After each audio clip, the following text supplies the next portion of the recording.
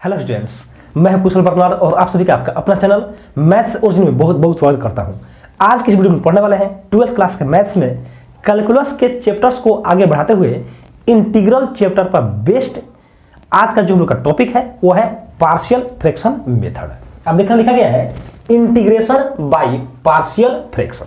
तो ध्यान रखिए स्टूडेंट्स, पार्शियल फ्रैक्शन द्वारा किसी भी फंक्शन का इंटीग्रेशन कैसे किया जाएगा और कौन कौन से फंक्शन हैं जिसमें हम लोग ये कॉन्सेप्ट यूज कर सकते हैं, उसको हम लोग इस लेक्चर में स्टडी करने वाले हैं। तो ध्यान देंगे, इस कॉन्सेप्ट को पढ़ने से पहले मैं आपको ये बता दूं कि इस कॉन्सेप्ट में कौन कौन से टॉपिक यानी कौन कौन से टर्म आने वाले हैं। तो जो पहला टर्म है वो होगा रेशनल फंक्शन। दूसरा टर्म होगा कि रेशनल फंक्शन को कब हम लोग प्रॉपर कहेंगे और कब हम लोग इम्प्रॉपर कहेंगे, ठीक है ना। उसके बाद अगर कोई रेशनल फंक्शन गिवन है तो उसको हम लोग पार्शियल फ्रैक्शन मेथड से कैसे सॉल्व करेंगे। तो सबसे पहले देखते हैं कि रेशनल फंक्शन होता क्या है। तो ध्यान देंगे, रेशनल फंक्शन अब आप देखेंगे कि यहां पर ये सभी फॉर्म लिखा गया है और देख रहे हैं यहां पर क्या लिखा गया है, form of the rational function. यानी कि ये जितने भी फॉर्म लिखे गए हैं सबके सब किस फॉर्म पर है, तो सबके सब रेशनल फंक्शन के फॉर्म में है ना। अब रेशनल फंक्शन क्या होता है जब आपको यहां बता देंगे तो आपको ये फॉर्म अच्छे समझ में आ जाएगा। फिर आप यहां देख रहे हैं कि लिखा गया क्या, पार्शियल फ्रैक्शन। ये जो लिखा गया है ये सब किस फॉर्म में है, तो पार्शियल फ्रैक्शन के फॉर्म में है। तो इन सभी बातों पर हम लोग आएंगे भी। और आप देख रहे हैं ये जो कुछ भी लिखा गया है ये बिल्कुल आपको सेकेंडों में समझ में आ जाएगा। लेकिन उससे पहले यहां पर जो बातें मैं आपको बताने जा रहा हूं आप उन सभी बातों को अवश्य समझ लेंगे। और सबसे जरूरी कि अगर आप चैनल पर नए हैं तो चैनल को सब्सक्राइब कर दीजिए और अगर वीडियो अच्छा लगता हो तो वीडियो को लाइक भी कर दीजिए और बेल आइकन को भी अवश्य प्रेस कर दीजिएगा ताकि आने वाले वीडियो का नोटिफिकेशन आपको मिलता रहे और आप उस वीडियो का लाभ उठाते रहें। तो चलिए देखते हैं रेशनल फंक्शन क्या होता है। तो ध्यान देंगे, आप 9th या 10th क्लास में यानी छोटे क्लासों में आप पढ़ चुके हैं कि पॉलिनोमियल फंक्शन क्या होता है। जैसे याद होगा आपको, आप जब पढ़ते थे तो लिखते थे x या 2x + 3 ऐसे, या 5/3x - 5 ऐसे, और भी बहुत कुछ। तो आपको याद होगा आप इन सब को क्या बोलते थे, लीनियर बोलते थे। क्या बोलते थे, लीनियर पॉलिनोमियल। क्योंकि जो इसमें x का मैक्सिमम पावर है वो 1 है, यहां पर भी x का मैक्सिमम पावर 1 है, x का मैक्सिमम पावर 1 है, यहां पर भी x का मैक्सिमम पावर है वो कितना है, 1 है। तो आप जो फॉर्म लिखते थे लीनियर का वह लिखते थे ax + b। आपको अच्छे से याद होगा, है ना। हो सकता है कि आप a और b के जगह p और q लिखे हो, यानी px + q, तो उससे कोई बात नहीं है। a और b आर्बिट्रेरी कांस्टेंट है, उसके जगह आप कोई भी वेरिएबल रखेंगे यानी कि आर्बिट्रेरी कांस्टेंट, उससे कोई दिक्कत नहीं होगा। यानी यहां पर a और b के जगह क्या कर सकते हैं, pq यानी px + q भी कर सकते हैं, कोई दिक्कत नहीं है। तो ये जितने भी देख रहे हैं ये सब क्या है, लीनियर फॉर्म में है।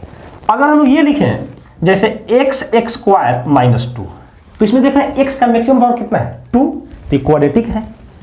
और एग्जांपल देखते हैं जैसे x² + 5x, तो ये भी क्या है, ये भी क्वाड्रेटिक फॉर्म में है।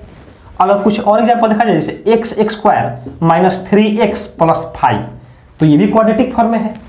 या फिर 3x² - या + 9x + 5/2, तो ये भी क्वाड्रेटिक फॉर्म में है। क्यों क्वाड्रेटिक फॉर्म है, क्योंकि x का मैक्सिमम पावर कितना है, 2। ध्यान देखें मैंने क्या बोला, मैक्सिमम पावर, क्योंकि x का पावर 2 भी है, x का पावर 1 भी है, तो मैक्सिमम पावर कितना है, 2, तो क्वाड्रेटिक फॉर्म में है।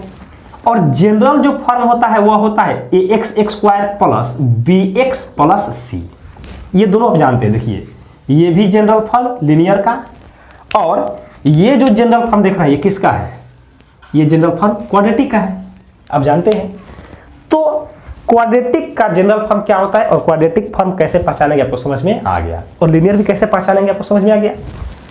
अब ध्यान देंगे, अगर लीनियर बाई क्वाड्रेटिक हो या लीनियर बाई लीनियर हो या क्वाड्रेटिक बाई क्वाड्रेटिक हो, अगर ऐसा है तो इसको बोलते हैं रेशनल फंक्शन।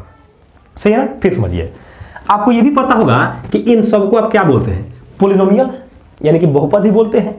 तो अगर 2 पॉलिनोमियल दिया गया है उसका जब रेशियो निकाल देंगे ना तो जो आएगा रिजल्ट, उसको बोलते हैं हम लोग रेशनल फंक्शन। जैसे ये बताइए, क्या हम लोग ये लिख सकते हैं x by x square plus 3x plus 2 लिख सकते हैं ऐसा?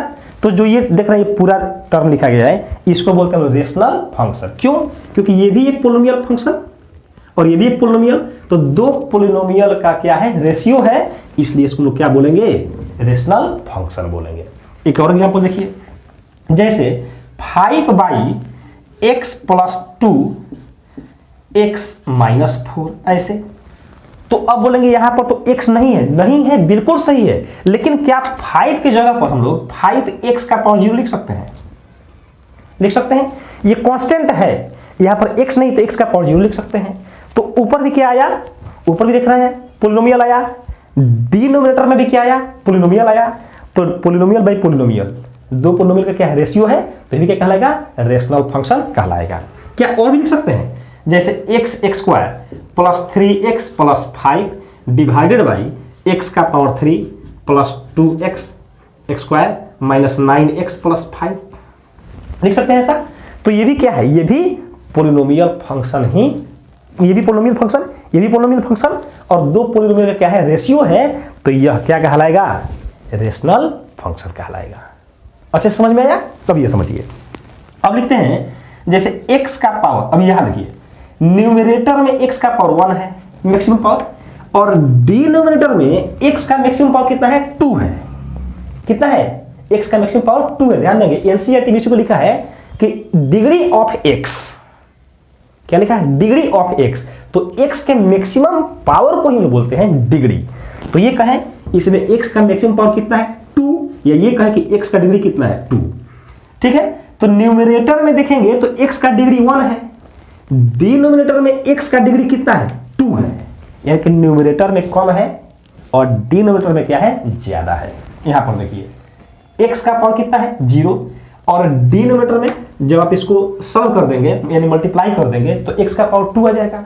तो न्यूमरेटर में x का डिग्री कम है, डिनोमिनेटर में x का डिग्री ज्यादा है। यहां पर देखिए x का डिग्री 2, यहां पर x का डिग्री 3, तो फिर क्या देख रहे हैं कि न्यूमरेटर में x का डिग्री कम है, डिनोमिनेटर में x का डिग्री ज्यादा है। सही है ना? तो ऐसे रेशनल फंक्शन को हम लोग बोलते हैं, ध्यान देंगे, प्रॉपर। क्या बोलते हैं, प्रॉपर बोलते हैं। बात समझ में आया? यहां लिख देते हैं इसको, क्या बोलते हैं, तो इसको बोलते हैं हम लोग प्रॉपर। तो इसमें कोई दिक्कत नहीं होना चाहिए कि रेशनल फंक्शन को, ये रेशनल फंक्शन को प्रॉपर कब बोलेंगे, समझ में आया ना? जब न्यूमरेटर में x का डिग्री कम हो और डिनोमिनेटर में x का डिग्री ज्यादा हो। अब बात करते हैं अगर इसका उल्टा हो जाए, यानी कि न्यूमरेटर में x का डिग्री ज्यादा हो जाए और डिनोमिनेटर में x का डिग्री कम हो जाए, तो क्या बोलेंगे उसको। जैसे हम लोग ये लिख सकते हैं x square plus 2x divided by x ऐसे हो जाए, हो सकता है, या इसी को हम लोग ऐसे लिखते हैं। आप ये भी कह सकते थे इसको ऊपर और इसको नीचे, जैसे x plus 2 into x plus 3 divided by x plus 5 ऐसे लिख सकते हैं, है ना? या फिर ऐसे लिख सकते हैं x का power 3 plus 2x square minus 9x plus 5 divided by x square plus 3x plus 5 ऐसे। तो इसमें क्या देख रहे हैं आप, अब इसमें देख रहे हैं कि न्यूमरेटर में जो x का डिग्री है वह ज्यादा है और डिनोमिनेटर में x का डिग्री कम है। यहां पर देखिए मल्टीप्लाई कर देंगे तो x का पावर क्या मिलेगा, 2, और डिनोमिनेटर में क्या मिलेगा, x का पावर 1 मिलेगा। तो न्यूमरेटर में x का डिग्री ज्यादा है, डिनोमिनेटर में x का डिग्री कम है। यहां पर देखिए न्यूमरेटर में x का डिग्री ज्यादा है, डिनोमिनेटर में x का डिग्री कम है। तो जब न्यूमरेटर में x का डिग्री ज्यादा होगा और डिनोमिनेटर में x का डिग्री कम होगा, तो इसको बोलते हैं हम लोग, देखिए इसको बोलते हैं प्रॉपर, इसको बोलेंगे इम्प्रॉपर। क्या बोले, इसको बोलते हैं इम्प्रॉपर। तो मैं उम्मीद करता हूं कि आपको यह समझ में आ गया कि प्रॉपर कब बोलेंगे और इम्प्रॉपर कब बोलेंगे। तो एक बार फिर रिपीट कर देते हैं कि जब न्यूमरेटर में, क्या बोले, न्यूमरेटर में ध्यान देंगे, degree of numerator, degree of numerator क्या हो, कम हो, किससे, तो डिग्री ऑफ डिनोमिनेटर से, तो इसको क्या बोलेंगे, प्रॉपर। और जब डिग्री ऑफ न्यूमरेटर बड़ा हो डिग्री ऑफ डिनोमिनेटर से, तो इसको क्या बोलते हैं, इम्प्रॉपर। तो बात समझ में आ गया कि रेशनल फंक्शन क्या होता है, प्रॉपर कब बोलेंगे उसको, और उसको इम्प्रॉपर कब बोलेंगे। अब कहते हैं कि यदि न्यूमरेटर में जो x का डिग्री हो और जो डिनोमिनेटर में जो x का डिग्री हो, दोनों के दोनों क्या हो जाए, इक्वल हो जाए। जैसे अगर ये हो जाए x² plus 2x plus 3 divided by x² minus 5x plus 3, तो इसको क्या बोलेंगे, तो इसको भी हम बोलते हैं इम्प्रॉपर ही बोलेंगे। क्या बोलेंगे, इम्प्रॉपर। एक और एग्जांपल लीजिए, जैसे x plus 2 divided by x minus 1, ऐसे। तो देख रहे हैं कि न्यूमरेटर में x का डिग्री 1, डिनोमिनेटर में भी x का डिग्री 1, तो इसको क्या बोलेंगे, इम्प्रॉपर ही बोलेंगे। तो यहां से ये बात समझ में आ गया कि यदि डिग्री ऑफ न्यूमरेटर छोटा हो जाए और डिग्री ऑफ किससे, डिनोमिनेटर से, तो डिग्री ऑफ न्यूमरेटर छोटा हो यानी कम हो डिग्री ऑफ डिनोमिनेटर से, तो इसको क्या बोलते हैं हम लोग, इसको बोलते हैं प्रॉपर। क्या बोलेंगे, प्रॉपर। लेकिन अगर डिग्री ऑफ न्यूमरेटर क्या हो जाए, बड़ा हो या फिर बराबर हो, किसके, डिग्री ऑफ डिनोमिनेटर के, तो इसको क्या बोलेंगे हम लोग, तो इस पूरे को बोलते हैं हम लोग इम्प्रॉपर। क्या बोलेंगे, इम्प्रॉपर। सही है ना। और मैं उम्मीद करता हूं कि आपको ये प्रॉपर और इम्प्रॉपर कैसे पहचानेंगे अच्छे समझ में आया होगा। तो कोई भी रेशनल फंक्शन अगर दिया है तो पहले हम लोग को देखना पड़ेगा कि वह प्रॉपर है या फिर इम्प्रॉपर है ना। तो प्रॉपर में जो होगा उसको हम लोग बोल सकते हैं प्रॉपर रेशनल फंक्शन। सही है ना, क्या नाम दे सकते हैं, प्रॉपर रेशनल फंक्शन। और जो इम्प्रॉपर में होगा उसको हम लोग कह सकते हैं इम्प्रॉपर रेशनल फंक्शन। बात समझ में आया। तो ये तो समझ गए आप कि अगर रेशनल फंक्शन दिया है तो प्रॉपर कैसे पहचानेंगे और इम्प्रॉपर कैसे पहचानेंगे। अब बात आता है कि हम लोग पार्शियल फ्रैक्शन का यूज करते कब है ना, क्योंकि दोनों तो हम लोग समझ लिए। तो ध्यान देंगे, पार्शियल फ्रैक्शन का यूज हम लोग तभी करेंगे जब वह प्रॉपर हो। क्या हो, प्रॉपर हो। तो फिर बात आता है कि अगर इम्प्रॉपर होगा तो क्या करेंगे, तो जब इम्प्रॉपर होगा तो उसको हम लोग प्रॉपर बनाएंगे। क्या करेंगे, प्रॉपर बनाएंगे। और फिर बात आता है यहां से कि प्रॉपर कैसे बनाएंगे। तो ध्यान दीजिए, प्रॉपर बनाने के लिए क्या करना पड़ेगा, तो न्यूमरेटर में डिनोमिनेटर से हमको डिवाइड करना पड़ेगा। और आप 9th 10th क्लास में पढ़ चुके हैं कि एक पोलिनोमियल फंक्शन में, यानी एक पोलिनोमियल में, एक बहुपद में दूसरे पोलिनोमियल से, हिंदी बोले तो बहुपद से कैसे भाग देते हैं, आपको बहुत अच्छे से आप सीख चुके हैं वहां पर। तो उसी का यूज हम लोग यहां पर भी करेंगे। ठीक है ना। तो पूरे रिजल्ट जितना आप अभी तक समझे, इस पूरे को समराइज करके बोले तो ये बोल सकते हैं कि पार्शियल फ्रैक्शन का यूज हम लोग तभी करेंगे जब जो गिवन रेशनल फंक्शन हो वह प्रॉपर हो। यदि वह इम्प्रॉपर में होगा तो उसको हम लोग प्रॉपर बनाएंगे। सही है ना। अब बात आता है कि अगर वह प्रॉपर रेशनल फंक्शन में दिया गया हो तो उसमें हम लोग ये कौन सा पार्शियल फ्रैक्शन कैसे यूज करेंगे। तो ध्यान देंगे, पार्शियल फ्रैक्शन जब भी हम लोग यूज करते हैं तो सबसे पहले मेरा टारगेट ये होता है कि जो प्रॉपर रेशनल फंक्शन दिया है उसको हम लोग सिंपल रेशनल फंक्शन के सम के फॉर्म में लिखें। अब सिंपल रेशनल फंक्शन का सम का मतलब क्या हुआ, तो आप यहां देखिए, आपको कुछ एग्जांपल समझाते हैं। जैसे मान लीजिए अगर ये कहे आपसे कि 1/x + 1 × x + 2, ये सही है ना। तो यहां ध्यान देंगे कि 1/x + 1 × x + 2, इसको हम लोग कैसे लिखेंगे। तो देख रहे हैं कि ये क्या है, न्यूमरेटर में x का पावर कुछ नहीं है तो 1 है। क्या हम 1x का पावर 0 लिख सकते हैं, x का पावर 0 क्या आएगा, 1 ही आएगा। तो आप इसको समझ रहे हैं। और डिनोमिनेटर में क्या है, जब इसको मल्टीप्लाई करेंगे तो डिग्री कितना मिलेगा 2। तो न्यूमरेटर में डिग्री कम है, डिनोमिनेटर में डिग्री क्या है, ज्यादा है, मतलब यह प्रॉपर है। और जब प्रॉपर है तो इसको हम क्या करेंगे, सिंपल सिंपल रेशनल फंक्शन के सम के फॉर्म में लिखेंगे। अब कैसे लिखेंगे यहां समझिए। क्या इसको हम लोग x प्लस 1 माइनस 1/x+2 लिख सकते हैं। जब इस दोनों को सम करेंगे ना तो वह इसके बराबर ही आएगा। सही है। आप बोलेंगे सम कहां किए हैं, आप यहां तो सब्ट्रैक्ट किए हैं, तो यहां प्लस करके माइनस तो कर सकते हैं। अब सही है ना। तो जब इसको और इसको सम करेंगे तो क्या मिलेगा, ये मिलेगा। तो क्या है, देख रहे हैं कि ये जो प्रॉपर रेशनल फंक्शन है, इसका ये सिंपल रेशनल फंक्शन और ये भी सिंपल रेशनल फंक्शन आ गया ना। लेकिन क्या हम जहां पर भी ये रेशनल फंक्शन दिया रहेगा, क्या उसको हम सिंपल रेशनल फंक्शन के सम के रूप में लिख पाएंगे। जैसे अगर ये मैं आपसे बोलूं x/x+1 into x+2 into x+3, क्या इसको भी हम लोग इतना आसानी से लिख पाएंगे। तो ये हमेशा मेरे लिए संभव नहीं हो पाता है ना। इसीलिए हम लोग क्या करते हैं, यहां पर 1 नहीं मान करके कोई एक जनरल कांस्टेंट मान लेंगे। यहां पर भी क्या करेंगे हम लोग, क्या करेंगे, एक जनरल कांस्टेंट मान लेंगे। ए मान लिए तो बी मानेंगे, है ना। फिर ध्यान दीजिए क्या बोला मैंने, यहां पर कांस्टेंट मान लिए और यहां पर भी क्या किए, कांस्टेंट मान लिए। ठीक है। तो अब फिर बात यहां से ये आता है कि इसको आप ये कैसे लिखेंगे, है ना।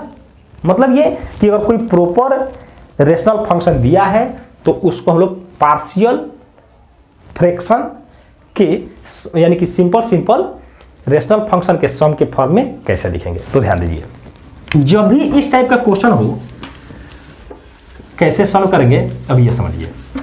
तो ध्यान दीजिए, जब भी डिनोमिनेटर में लीनियर हो, डिनोमिनेटर में क्या हो, लीनियर हो, तो आप न्यूमरेटर में कांस्टेंट रखें।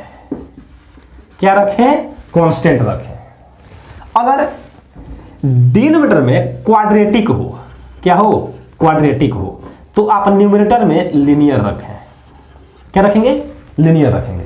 अब ध्यान देंगे, यहां से जो आपका चालू हो रहा है कॉन्सेप्ट, इसी से क्वेश्चन बनेगा। इसके पहले जो आपको बता रहे थे वो सब क्या था, इस टॉपिक के कॉन्सेप्ट्स थे, जो कि मतलब कहने का ये मतलब कि वो बहुत गहराई से नॉलेज था। आपको एक एक टर्म के बारे में बताया जा रहा था। अब क्वेश्चन कैसे बनेगा वो यहां से स्टार्ट हो रहा है। तो ध्यान देंगे, क्या बोला जा रहा है कि डिनोमिनेटर में अगर लीनियर हो तो न्यूमरेटर में कांस्टेंट रखेंगे, डिनोमिनेटर में अगर क्वाड्रेटिक हो तो न्यूमरेटर में लीनियर रखेंगे। अब इसका मतलब क्या, तो इसका मतलब ये कि अगर ये है 1/x+1 इंटू x+2, अगर ऐसे है तो इसको हम लिखेंगे a/x+1।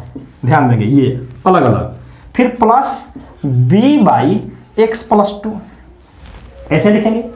अगर ये हो जाए x/x+2 into x+3 into x+4, है ना। तो इसको क्या लिखेंगे हम लोग, देखिए न्यूमरेटर में क्या है उससे मुझे मतलब नहीं है, मतलब क्या है कि डिनोमिनेटर में क्या है। तो देखिए 3 टर्म है, 1 2 3, सबको अलग अलग लिख दीजिए। x+2 plus x+3 plus x+4, और देख रहे हैं सबके सब क्या है, लीनियर है, तो सबके न्यूमरेटर में क्या रहेगा, कांस्टेंट a b और c। बात समझ में आ रहा है। अगर ये क्या हो जाए ऐसे, जैसे मान लीजिए 5x+2 ऐसे हो जाए, divided by x+1 into x+2 का पावर 2। तो जितना भी फॉर्म लिख रहे हैं सबके सब क्या है, प्रॉपर रेशनल फंक्शन ही है। तो क्या करेंगे, इसको न्यूमरेटर में क्या है उससे मुझे मतलब नहीं, मतलब किससे है, डिनोमिनेटर में क्या है। तो ये x+1 है तो क्या रहेगा, कांस्टेंट, फिर प्लस। अब आप यहां देख रहे हैं तो ये क्या है, x+2। पावर को थोड़ा हटा के सोचिए, तो पावर को अगर हटा देंगे तो x+2 बचेगा, लीनियर ही है ना। तो इस लीनियर को पावर 2 है, इसका मतलब 2 बार रिपीट किया, तो क्या करेंगे, x+2 प्लस x+2 का पावर 2। बस समझ में आया, 2 का पावर 2, ये x+2 का पावर 2। अगर 3 रहता तो एक बार और लेकर के जाते, प्लस क्या होता, x+2 का पावर 3, है ना। और सबके सब क्या लीनियर है, तो यहां पर क्या लिखेंगे, b और यहां लिखेंगे c। देखिए ध्यान देंगे, फिर आप सोचेंगे नहीं सर यहां पर तो क्वाड्रेटिक है, क्वाड्रेटिक तो है, जब इसको a प्लस बी के होल स्क्वायर पर तोड़ देंगे तो क्वाड्रेटिक फॉर्म में आ जाएगा, लेकिन मैंने पहले ही बोला पावर को हटा के सोचिए तो क्या आएगा, इसको हटा देंगे तो कांस्टेंट ही आएगा ना, इस क्या आएगा, लीनियर आएगा, तो ऊपर क्या रहेगा, कांस्टेंट। तो बात समझ में आया कि अगर डिनोमिनेटर में लीनियर तो न्यूमरेटर में कांस्टेंट, अगर क्वाड्रेटिक तो लीनियर, अगर रिपीटेड फॉर्म में है तो देखना है कि क्या रिपीट कर रहा है, लीनियर रिपीट कर रहा है, क्वाड्रेटिक रिपीट कर रहा है। अब आप देख रहे हैं तो ये रेशनल फंक्शन है और इसको ये सिंपल रेशनल फंक्शन के सम के फॉर्म में लिखा गया है, जिसको हम लोग बोलते हैं पार्शियल फ्रैक्शन का फॉर्म। अब यहां देखिए क्या देख रहे हैं, लीनियर और क्या है, इसका डिग्री 1 है, नीचे जो लिखा गया है डिनोमिनेटर में इसका डिग्री कितना है 2, तो देख रहे हैं x प्लस 1 है, यहां पर भी x प्लस a है, x प्लस b है, दोनों के दोनों क्या है, लीनियर, तो न्यूमरेटर में क्या है, कांस्टेंट है ऐसा। यहां पर देखेंगे तो x प्लस a का पावर 2 यानी x प्लस a लीनियर है, और लीनियर कितना बार रिपीट किया है, 2 टाइम्स, तो देखिए 1 2 तक गया, लीनियर है पावर में कांस्टेंट, ये भी लीनियर है पावर हटा करके, तो पावर में ये न्यूमरेटर में क्या रहेगा, कांस्टेंट। यहां देखिए linear divided by linear into linear का रिपीटिशन, तो न्यूमरेटर में क्या है, मतलब नहीं है, जो डिनोमिनेटर में है मतलब उसी से है, तो x प्लस a फिर क्या है, x प्लस b 2 टाइम्स, तो x प्लस b का होल स्क्वायर, और सबके सब क्या है, लीनियर, तो न्यूमरेटर में क्या रहेगा, कांस्टेंट। यहां फिर क्या बोलेंगे, पावर को हटा के देखना है। यहां पर क्या, क्वाड्रेटिक तो है डिग्री 2, लेकिन जब इसका डिग्री देखेंगे तो कितना मिलेगा, 3, तो देख रहे हैं लीनियर, तो पावर न्यूमरेटर में क्या हो गया, कांस्टेंट। यहां देखिए quadratic by linear into quadratic, तो अब यहां देखेंगे तो ये क्या लीनियर है और ये क्या है, क्वाड्रेटिक है, तो जब लीनियर है तो न्यूमरेटर में क्या, कांस्टेंट, और ये क्वाड्रेटिक है तो न्यूमरेटर में क्या रहेगा, लीनियर। आप यहां देखिए क्वाड्रेटिक है तो क्या रहेगा, लीनियर रहेगा। बात समझ आया? तो लीनियर का फॉर्म क्या होता है, ax प्लस बी, लेकिन आप ये तो यहां मान चुके हैं, तो कोई भी यहां पर पी क्यू मानिए चाहे बीसी मानिए, कोई दिक्कत नहीं। फिर यहां क्या देख रहे हैं, तो ये है क्वाड्रेटिक बाई लीनियर का रिपीटिशन, 2 टाइम्स रिपीट किया है, और ये क्या है, क्वाड्रेटिक, तो x प्लस a का पावर 2 है तो इसको 2 टाइम्स लिखेंगे, x प्लस a का होल स्क्वायर, और लीनियर है तो ऊपर में क्या आएगा, कांस्टेंट, लीनियर है पावर को हटा के तो ऊपर में कांस्टेंट, और ये क्वाड्रेटिक है तो ऊपर में क्या रहेगा, लीनियर। तो बात अच्छे से समझ में आया। अब आते हैं कि क्वेश्चन किस टाइप का रहेगा और क्वेश्चन को कैसे, तो देखते हैं पहला एग्जांपल है, देख रहे लिखा गया है कि find integration of 1/x plus 1 into x plus 2। तो देखिए कैसे सॉल्व करेंगे। सबसे पहले लेट i इक्वल टू, और ये 1/x plus 1 into x plus 2, सही है ना, dx।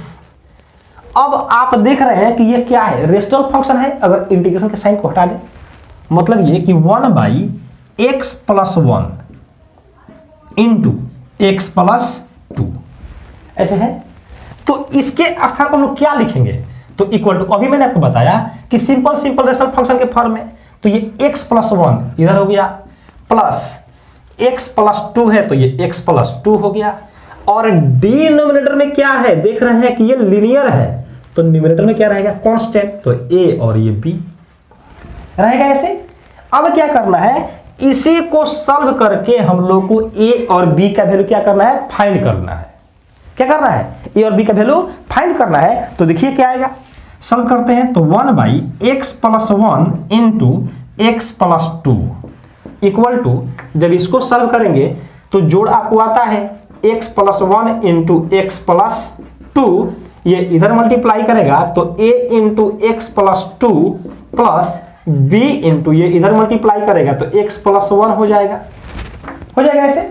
और ये देखिए न्यूमरेटर और न्यूमरेटर कैसे हो जाएगा, तो क्या बचेगा, 1 equal to a into x plus 2 plus b into x plus 1।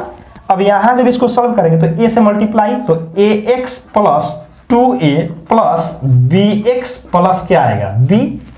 1 equal to, देखिए ax और bx, इसमें से x कॉमन ले लेंगे तो a प्लस b बचेगा, इक्वल टू में क्या, 2a प्लस b प्लस में आएगा 2a प्लस में क्या, b। अब आप यहां से ध्यान देंगे, क्या देख रहे हैं कि इधर x का कोएफिशिएंट कितना है, a प्लस b है, इधर x है ही नहीं, तो जब x है ही नहीं तो उसका कोएफिशिएंट कितना, 0। इधर कांस्टेंट टर्म कितना है 2a है, इधर कांस्टेंट टर्म कितना है 1। तो हम लोग को करना क्या होगा, दोनों तरफ से x के कोएफिशिएंट और कांस्टेंट टर्म को बराबर करने पर। तो लिखते हैं अनइक्वेटिंग द कोएफिशिएंट्स। तो कोएफिशिएंट होगा क्योंकि एक ही है, केवल x के कोएफिशिएंट को। तो on equating the coefficient of x and constant term तो ध्यान देंगे, जैसे ही इक्वेट करेंगे क्या मिलेगा, x का कोएफिशिएंट इधर कुछ नहीं है तो 0 इक्वल टू इधर क्या है a प्लस बी है तो a प्लस बी। तो यहां से मिल गया a equal to minus b, मिल गया ना। और यहां देखिए इधर क्या है 1 कांस्टेंट टर्म और इधर constant term 2a plus B. तो लिख सकते हैं 1 equal to 2a plus B, लिख सकते हैं। अब a के स्थान पर क्या किया जाए, माइनस बी, या ये बोले कि b के स्थान पर माइनस a पुट कर दें, रख सकते हैं। तो b के स्थान पर क्या पुट करते हैं, माइनस a। तो 1 equal to 2a minus a क्या आएगा, 1 इक्वल टू a, यानी a का वैल्यू क्या आ गया 1 एंड b का वैल्यू क्या हो जाएगा। तो देखिए b का वैल्यू a में माइनस लगा दीजिए, a का वैल्यू 1 है तो इसका क्या हो जाएगा -1 हो जाएगा ना। तो जैसे ही a और b का वैल्यू मिला, इसको हम लोग को इसमें लिखना है। तो लिखिए ऐसे, तो लिखते हैं on putting the value of a and b in first we get, हम लोग को क्या मिलता है। तो देखिए 1/x plus 1 into x plus 2 equal to a के स्थान पर क्या पुट करना है 1, तो 1/x प्लस 1 प्लस b के स्थान पर देखिए b के स्थान पर कितना -1, तो -1 डिवाइडेड बाई x प्लस 2 होगा ऐसे। और याद होगा आपको जब मैं कॉन्सेप्ट बता रहा था तो यही 1 और ये -1 मैंने लिखा था। तो ये समझ में आया कि ये कैसे कैसे हम लोग इसको सॉल्व करते हैं। तो यहां से हम लोग क्या देखें कि सबसे पहले क्या किए, तो जो क्वेश्चन दिया था उसको हम लोग पार्शियल फ्रैक्शन के फॉर्म में लिख दिए, है ना, यानी कि रेशनल फंक्शन के सम के रूप में, सिंपल रेशनल फंक्शन के सम के रूप में लिख दिए ऐसे। और इसको सॉल्व करके हम लोग क्या किए, a और b का वैल्यू फाइंड कर लिए, और जो a और b का वैल्यू आया उसको हम लोग इसी में पुट कर दिए। और जैसे ही पुट करेंगे क्या करना है, हम लोग को दोनों तरफ इंटीग्रेशन कर देना है। क्या करना है, दोनों तरफ इंटीग्रेशन, यानी कि integrating on both side, integrating on both sides. तो दोनों तरफ इंटीग्रेशन करेंगे तो क्या मिलेगा वो आप यहां देख लेंगे, क्योंकि मुझे मिटाना पड़ेगा इसलिए डायरेक्ट हम यहां कर देते हैं। क्या मिलेगा 1/x plus 1 into x plus 2 dx equal to, देखिए इंटीग्रेशन करेंगे तो इधर भी इंटीग्रेशन इधर भी इंटीग्रेशन, तो इधर जब इंटीग्रेशन करेंगे तो ये आएगा a के स्थान पर, देखिए हम लोग ये वैल्यू रख चुके हैं। तो किसको इंटीग्रेशन कर रहे हैं, इसको इंटीग्रेशन कर रहा है, इसका इंटीग्रेशन किया जा रहा है। तो जब इसको इंटीग्रेट करेंगे तो क्या मिलेगा, इसका इंटीग्रेशन x के रिस्पेक्ट में, इसका इंटीग्रेशन x के रिस्पेक्ट में, इसका इंटीग्रेशन x के रिस्पेक्ट में। तो ये हो जाएगा 1/x प्लस 1 dx आएगा ना, प्लस है तो प्लस, फिर क्या बोले, अच्छा ये बताइए ये जो माइनस है इसको यहां लिख सकते हैं, तो क्या हो जाएगा -1/x प्लस 2 और ये dx, कोई दिक्कत नहीं होना चाहिए। अब ये बताइए क्या इसका इंटीग्रेशन जो आप पहले पढ़ चुके हैं क्या होगा, log x plus 1, log x plus 1, minus है तो minus, log x plus 2 plus integrating constant तो रहेगा। अब यहां पर आप चाहें तो log a minus log b, formula क्या होता है log a बाई b, यानी कि log x plus 1 divided by x plus 2 plus integrating constant, and this is answer. तो ये रहा पार्शियल फ्रैक्शन मेथड पर बेस्ड फर्स्ट एग्जांपल। देख रहे हैं थोड़ा सा लॉन्ग जा रहा है, लेकिन देखिए ये मतलब क्या कॉम्प्लिकेटेड नहीं है, लंबा जा रहा है, कैलकुलेशन ज्यादा है बट कॉम्प्लिकेटेड नहीं है।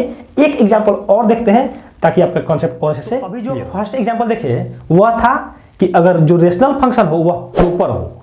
अब जो आप देख रहे हैं, क्या देख रहे हैं, x का डिग्री 2 है और डिनोमिनेटर में भी x का डिग्री 2 है, न्यूमरेटर में भी x का डिग्री 2 और डिनोमिनेटर में भी x का डिग्री 2, दोनों में क्या है, इक्वल है। इसका मतलब यह प्रॉपर में नहीं है। तो इसको हम लोग कैसे सॉल्व करेंगे, तो ध्यान दीजिए, जब भी इस टाइप का क्वेश्चन आए आपको करना क्या है, तो आपको उसको चेंज करना पड़ेगा प्रॉपर में, क्योंकि ये प्रॉपर तो नहीं है। और जब प्रॉपर रेशनल फंक्शन के फॉर्म में नहीं है तो क्या करेंगे, प्रॉपर रेशनल फंक्शन के फॉर्म में चेंज करेंगे। अब कैसे चेंज करेंगे यहां समझिए। क्या इसको हम लोग लिख सकते हैं ऐसे, सबसे पहले देखिए लेट i इक्वल टू, और ये x square plus 1 divided by, ठीक है, यह i मानने की कोई जरूरत भी नहीं पड़ेगा, मत मानिए। लिख सकते हैं इसको हम लोग x square plus 1 divided by x square minus 5x plus 6 equal to.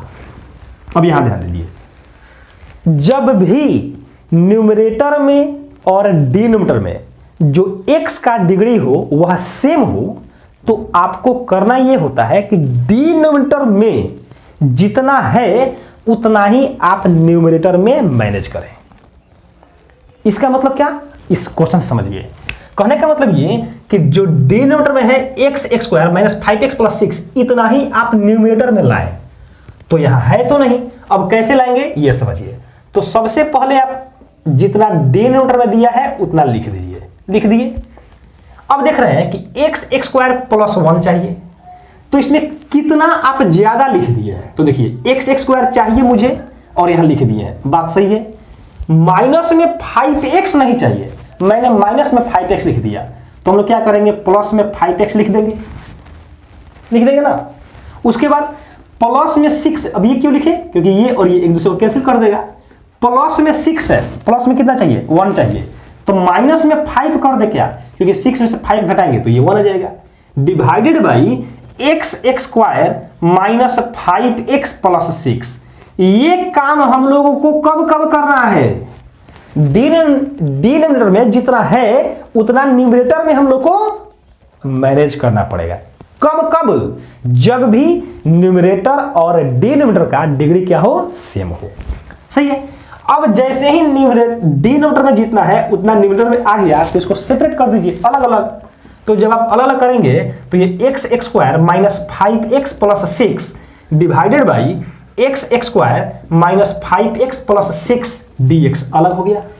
और यहां देखिए इस दोनों में से 5 कॉमन आ सकता है, तो ये क्या बचेगा, x minus 1 divided by x square minus 5x plus 6 और ये dx।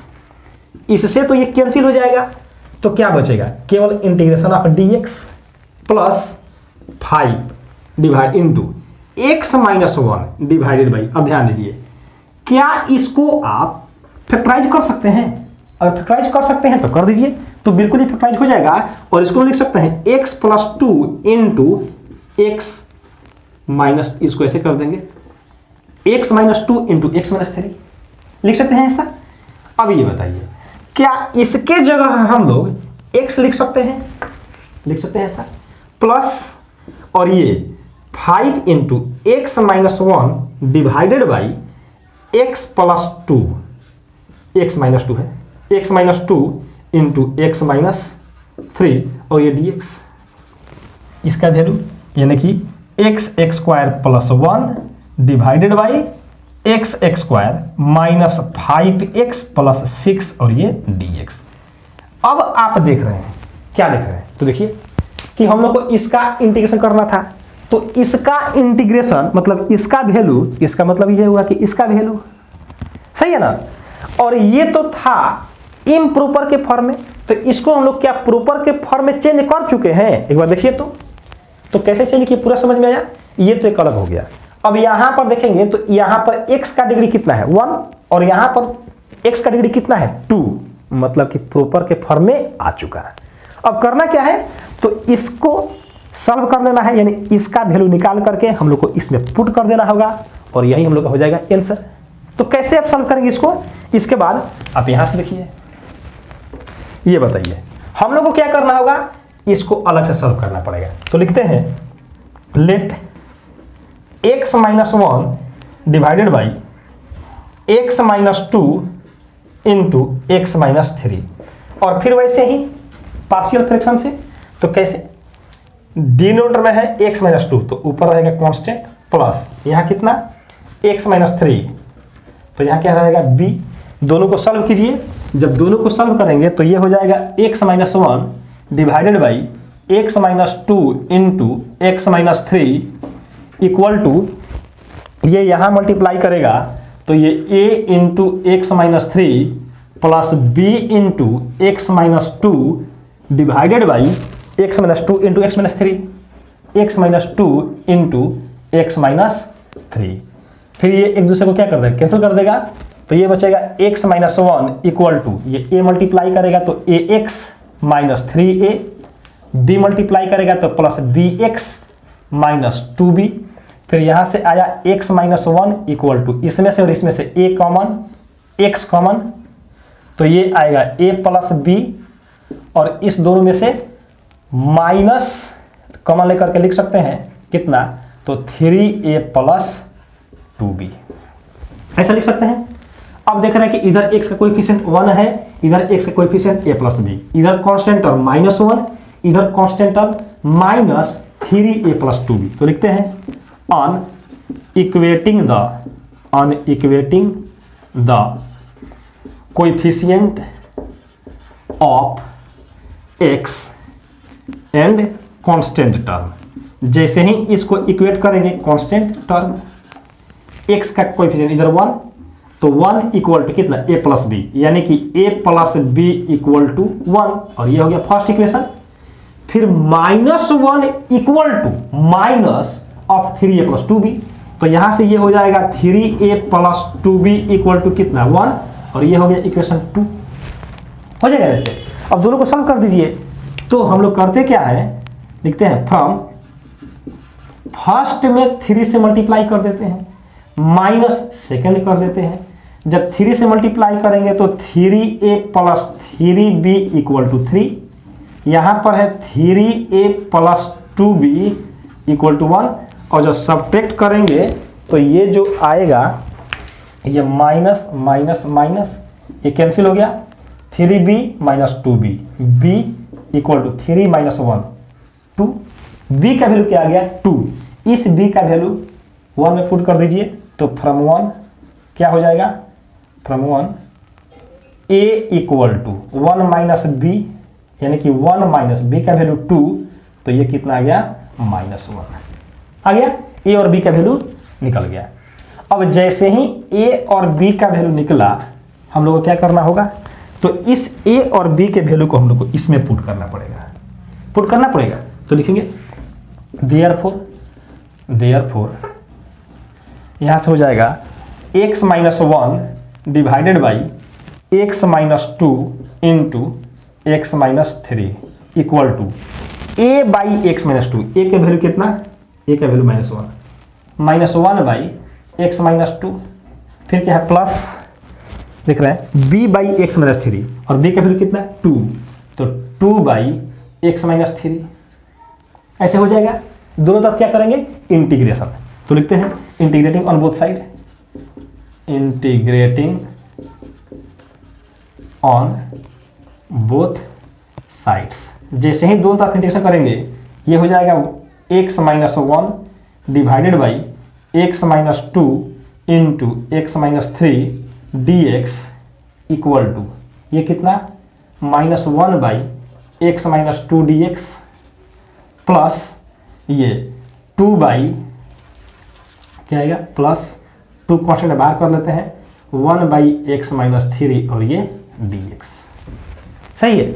तो थोड़ा सा हम लोग पहले इधर वाला मिटा देते हैं, और फिर इसके बाद हम लोग इसका इंटीग्रेशन करके वैल्यू पुट करेंगे कहाँ, देखिए जब इसको पूरे को सॉल्व कर लेंगे तो इसका वैल्यू मिल जाएगा, और जब इसका वैल्यू मिल जाएगा तो उसको हम लोग कहाँ पुट कर देंगे, इसमें पुट कर देंगे, तो फिर हम लोग को ये रिजल्ट मिल जाएगा। तो यहाँ से क्या आएगा देख लीजिए, ये आ जाएगा x minus 1 divided by x minus 2 into x minus 3 dx equal to कितना, माइनस को बाहर कमा लीजिए, तो ये हो जाएगा इसका integration log of x minus 2, minus कमा लेंगे तो इसका हो जाएगा, फिर प्लस में 2 है तो प्लस में 2 रखिए, और ये हो जाएगा log of x minus 3 plus integrating constant तो रहेगा ही।